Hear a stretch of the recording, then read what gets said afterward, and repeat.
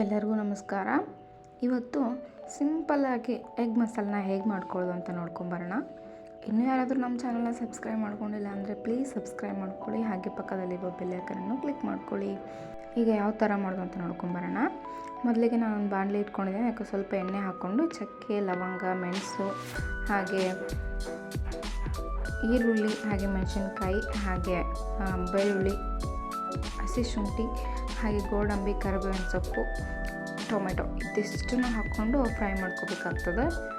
ಈಗ ನೋಡ್ತಾ ಇರ್ಬೋದು, ಸ್ವಲ್ಪ ಲೈಟಾಗಿ ಫ್ರೈ ಆದರೆ ಸಾಕು.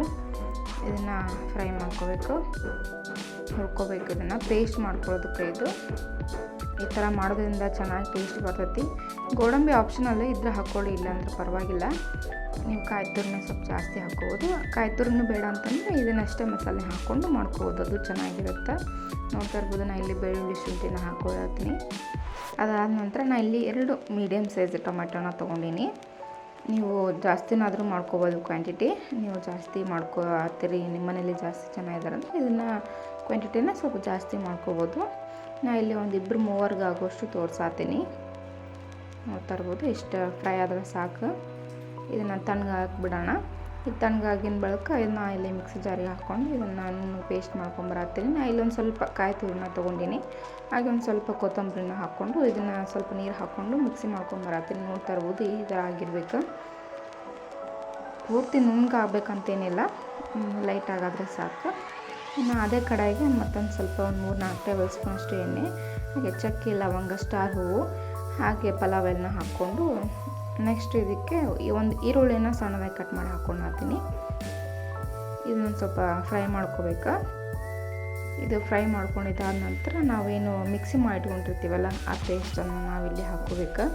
ಇದನ್ನು ಹಾಕ್ಕೊಂಡು ಚೆನ್ನಾಗಿ ಹುರ್ಕೋಬೇಕು. ಹಸಿ ಸ್ಮೆಲ್ ಹೋಗೋವರೆಗೂ ನಾವಿಲ್ಲಿ ಫ್ರೈ ಮಾಡ್ಕೋಬೇಕಾಗ್ತದೆ. ನೋಡ್ತಾ ಇರ್ಬೋದು, ನಾನು ಇಷ್ಟು ಪೇಸ್ಟ್ ಹಾಕ್ಕೊಂಡು ಇಲ್ಲಿ ಫ್ರೈ ಮಾಡ್ಕೊಳತ್ತೀನಿ. ಚೆನ್ನಾಗಿ ಮಿಕ್ಸ್ ಮಾಡ್ಕೋಬೇಕು, ಎಣ್ಣೆ ಎಲ್ಲ ಹೊಂದ್ಕೊಳ್ಳೋವರೆಗೂ. ಇದನ್ನು ನಾನು ಹೇಳಿದ್ನಲ್ಲ, ಹಸಿ ಸ್ಮೆಲ್ ಹೋಗೋವರೆಗೂ ಹುರ್ಕೋಬೇಕಾಗ್ತದೆ. ನೋಡ್ತಾ ಇರ್ಬೋದು, ನಾನು ಇಲ್ಲಿ ತೋರಿಸ್ತೀನಿ ನಿಮಗೆ. ನೋಡ್ತಾ ಇರ್ಬೋದು, ಈಗ ನೋಡಿ ಎಣ್ಣೆನೂ ಬಿಟ್ಕೊಂಡಿದೆ ಸ್ವಲ್ಪ. ಈ ಸಮಯದಲ್ಲಿ ನಾನು ಸ್ವಲ್ಪ ಒಂದು ಅರ್ಧ ಟೀ ಸ್ಪೂನಷ್ಟು ಅರಿಶಿನ ಪುಡಿನ ಹಾಕ್ಕೊಳತ್ತೀನಿ. ಇದು ಹಾಕ್ಕೊಂಡು ನಂತರ ಇದಕ್ಕೊಂದು ಅರ್ಧ ಸ್ಪೂನಷ್ಟು ಗರಂ ಮಸಾಲ, ಅರ್ಧ ಸ್ಪೂನಷ್ಟು ಧನಿಯಾ ಪೌಡ್ರು, ಹಾಗೆ ಒಂದು ಅರ್ಧ ಸ್ಪೂನಷ್ಟು ಚಿಕನ್ ಮಸಾಲನ ಇಲ್ಲಿ ಹಾಕ್ಕೊಳತ್ತೀನಿ. ನೀವು ಎಗ್ ಮಸಾಲ ಕೂಡ ಹಾಕ್ಕೋಬೋದು. ನಾನು ಇಲ್ಲಿ ಚಿಕನ್ ಮಸಾಲ ಇತ್ತಂತೂ ನಾನು ಚಿಕನ್ ಮಸಾಲ ಹಾಕ್ಕೊಳತ್ತೀನಿ. ನಂತರ ಇದಕ್ಕೆ ರುಚಿಗೆ ತಕ್ಕಷ್ಟು ಉಪ್ಪನ್ನು ಹಾಕ್ಕೊಂಡು ಇದನ್ನು ಚೆನ್ನಾಗಿ ಒಂದ್ಸರಿ ಮಿಕ್ಸ್ ಮಾಡ್ಕೋಬೇಕು. ನೋಡ್ತಾ ಇರ್ಬೋದು, ಎಲ್ಲ ಹಸಿ ಸ್ಮೆಲ್ ಹೋಗಿದೆ ಇದು. ಈಗ ನಾನು ಇಲ್ಲಿ ನೀರು ಹಾಕ್ಕೊಳತ್ತೀನಿ.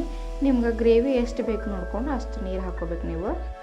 ನನಗಿಲ್ಲಿ ಇನ್ನೊಂದು ಸ್ವಲ್ಪ ನೀರು ಹಾಕ್ಕೊಳ್ತೀನಿ ನಾನು. ಇನ್ನೊಂದು ಸ್ವಲ್ಪ ಚೆನ್ನಾಗಿ ಮಿಕ್ಸ್ ಮಾಡಿಕೊಂಡು ಇನ್ನೊಂದು ಸ್ವಲ್ಪ ನೀರು ಹಾಕ್ಕೊಂಡು ಇದನ್ನು ಕುದಿಯೋದಕ್ಕೆ ಬಿಡಬೇಕು. ಒಂದು 5 ನಿಮಿಷ ಕುದಿಸ್ಕೋಬೇಕು. ನೋಡ್ತಾ ಇರ್ಬೋದು, ನಾನು ಇಲ್ಲಿ ಇನ್ನೊಂದು ಸ್ವಲ್ಪ ನೀರು ಹಾಕ್ಕೊಳತ್ತೀನಿ. ಒಂದ್ಸರಿ ಟ್ರೈ ಮಾಡಿ, ಚೆನ್ನಾಗಿರ್ತೈತಿ. ಇದನ್ನು ನೀವು ಪದೇ ಪದೇ ಮಾಡ್ಕೊಂಡು ತಿಂತೀರಿ, ಅಷ್ಟು ಚೆನ್ನಾಗಿರ್ತೈತಿ. ಈ ಎಗ್ ಮಸಾಲನ ಆಗಿರ್ಬೋದು, ಹಾಗೆ ಎಗ್ ಸಾಂಬಾರನೂ ಆಗಿರ್ಬೋದು, ಬೇರೆ ಬೇರೆ ಥರದಲ್ಲಿ ಮಾಡ್ತಾರೆ.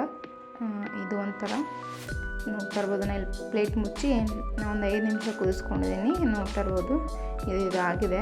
ನಾನು ಇಲ್ಲೇ 4 ಮೊಟ್ಟೆ ತೊಗೊಂಡು ನಾನು ಇಲ್ಲಿ ಬೇಯಿಸಿ ಕಟ್ ಮಾಡ್ಕೊಂಡು ಹಾಕ್ಕೊಳತ್ತೀನಿ.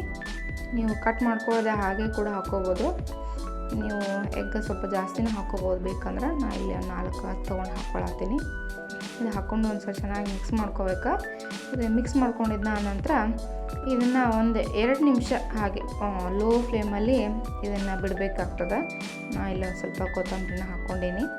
ಈಗ ಇನ್ನೊಂದು ಸರಿ ಮಿಕ್ಸ್ ಮಾಡಿಕೊಂಡು ಪ್ಲೇಟ್ ಮುಚ್ಚಿ ಒಂದು 2 ನಿಮಿಷ ಬೇಯಿಸ್ಕೊಂಡ್ರೆ ಸಾಕಾಗ್ತದೆ. ಯಾಕಂದರೆ ಅದು ಮಸಾಲೆ ಎಲ್ಲ ಎಗ್ಗಿಗೆ ಹಿಡ್ಕೋಬೇಕಲ್ಲ, ತತ್ತಿಗೆಲ್ಲ ಮಸಾಲನ್ನ ಹಿಡ್ಕೋವರೆಗೂ ಸ್ವಲ್ಪ ಒಂದು 2 ನಿಮಿಷ ಅಷ್ಟೇ ಕುದಿಸ್ಕೊಂಡ್ರೆ ಆಗುತ್ತೆ. ಅದಾದ ನಂತರ ನೀವು ಸ್ಟವ್ ಆಫ್ ಮಾಡಿಕೊಂಡು ಸರ್ವ್ ಮಾಡ್ಕೋಬೋದು. ಈಗ ಪ್ಲೇಟ್ ಮುಚ್ಚಿ 2 ನಿಮಿಷ ನಾನು ಇಲ್ಲೇ ಬೇಯಿಸ್ಕೊಳತ್ತೀನಿ. ಈಗ ನೋಡ್ತಾ ಇರ್ಬೋದು, ಇದು ರೆಡಿಯಾಗಿದೆ. ಈಗ ನೋಡ್ತಾ ಇರ್ಬೋದು, ನೋಡ್ತಾ ಇದ್ರೇ ತಿನ್ಬೇಕು ಅನಿಸಿದೆ, ಅಷ್ಟು ಚೆನ್ನಾಗಿರ್ತೈತಿ. ಒಂದ್ಸಲ ಟ್ರೈ ಮಾಡಿ ನೀವು, ಪಕ್ಕ ಮನೆಯಲ್ಲಿ ನಿಮ್ಮ ಫ್ಯಾನ್ ಆಗೋದಂತೂ ಗ್ಯಾರಂಟಿ. ಇದನ್ನೇ ಮಾಡಿಕೊಡು ಅಂತಂದು ಕೇಳ್ತಾರೆ, ಅಷ್ಟು ಚೆನ್ನಾಗಿರ್ತೈತಿ. ನೀವು ಒಂದ್ಸಲ ಟ್ರೈ ಮಾಡಿ ಹೇಗೆ ಬಂತು ಅಂತ ಕಮೆಂಟ್ ಮಾಡಿ ತಿಳಿಸಿ. ಫಾಲೋ ಮಾಡೋದನ್ನು ಮರಿಬೇಡಿ. Thank you.